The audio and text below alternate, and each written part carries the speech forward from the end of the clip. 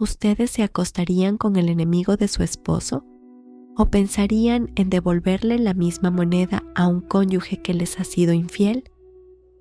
Hoy tal vez les revele mi mayor secreto. Una mañana, cuando sonó mi teléfono, aún no sabía que mi vida nunca volvería a ser la misma. Santiago, un empleado del trabajo de mi esposo Mateo, me dijo: necesitamos hablar. En ese momento sentí que todo estaba a punto de cambiar. ¿Alguna vez han pensado que la persona en quien más confían podría traicionarlos? Mientras les cuento mi historia, no olviden suscribirse al canal y darle like al video, porque continuar con esta historia real depende de su apoyo.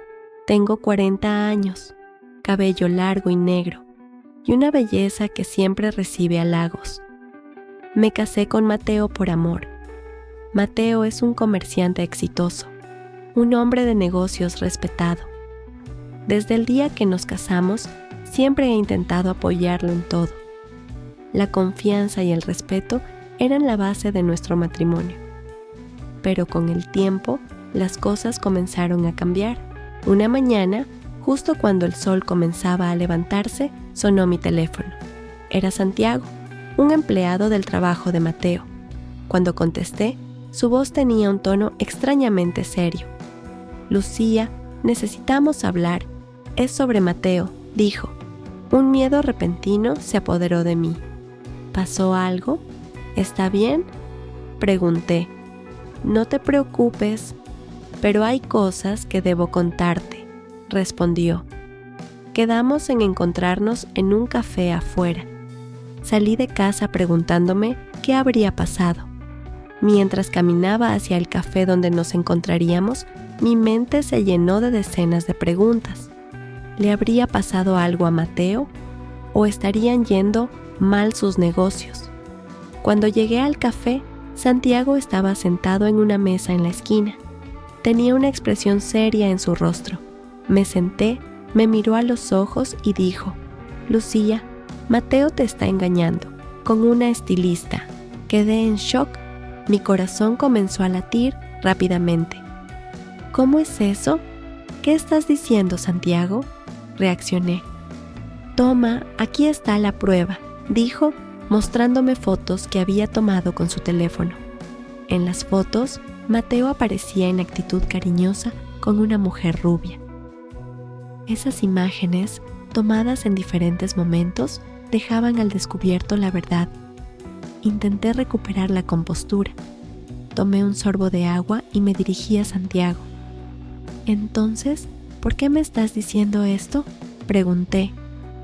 Mateo me despidió injustamente, y esto es mi manera de revelar la verdad, respondió.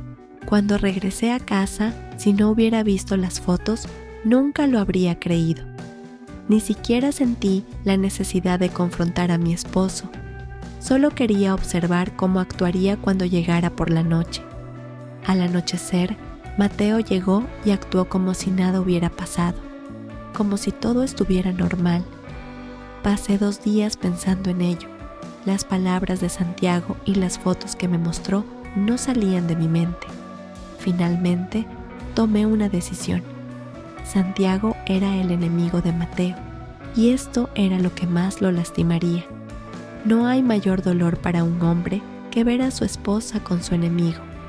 Le envié un mensaje a Santiago y le dije que quería encontrarnos en un café. Cuando nos encontramos, Santiago me miraba con curiosidad. Santiago, tengo algo que pedirte, dije. Adelante, Lucía, si está en mis manos, lo haré, respondió. Quiero que estés conmigo, le dije. Me miró con sorpresa. ¿Cómo es eso?, preguntó. Te lo digo claramente. He pensado en lo que hizo mi esposo y esto es lo que más lo lastimará. No busco algo emocional, solo será una vez. Lo haré por despecho hacia él, expliqué. Santiago me miró a los ojos por un momento y finalmente dijo: ¿Está bien? ¿Mañana estás disponible?, pregunté. Sí, puedes venir a mi casa, respondió. Al día siguiente, en cuanto mi esposo salió al trabajo, me preparé.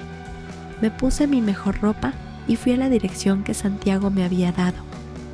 Él abrió la puerta y entramos.